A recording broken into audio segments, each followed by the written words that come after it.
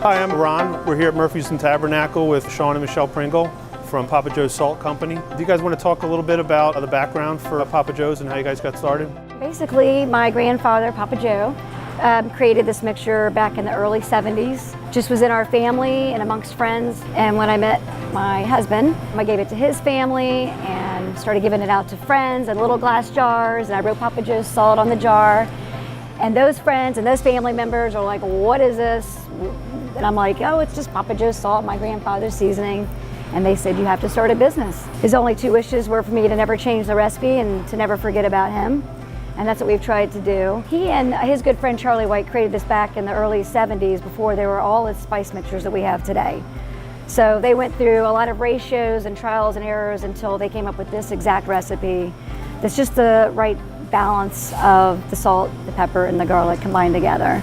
And they created it in Macon, Georgia. That's why it gets the name, the Southern Salt. Papa Joe and Charlie White intended it for every kind of meat in their steaks. They were always grilling. Our favorite thing is to throw a steak on the grill. Papa Joe's goes on the steak while it's on the grill, kind of sits on top, and it's the perfect seasoning. Then it kind of spread, and now we put it on.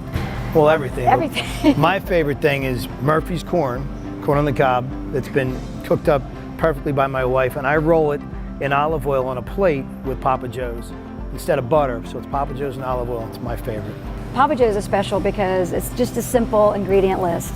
It's kosher and sea salt, black pepper, and garlic. And there's no iodized salt, there's no anti-caking agents, it's nothing processed, it's all wholesome ingredients.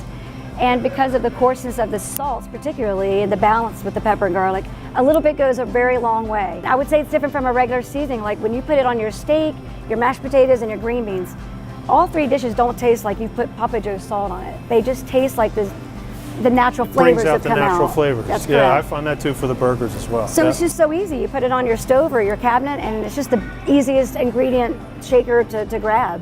It covers all your bases. And it is all high-end ingredients. Papa Joe made sure that he got the best of the best. It's great stuff. Papa Joe's is based out of Medford Lakes in Medford. We pretty much have all of the Medford population addicted to Papa Joe's salt. So whenever we go to an event that's local in Medford, Medford Lakes, and they see a basket from Papa Joe's, a lot of tickets go in. The more tickets that go in, the more money everybody's spending for that donation. So we're happy to give that. So I just want to say thank you, Sean and Michelle. Yes. And your product's been doing great for us. We really appreciate it, and we look forward to a long partnership with Papa Joe's Company. Thank you very for your much. support. Thank you so much.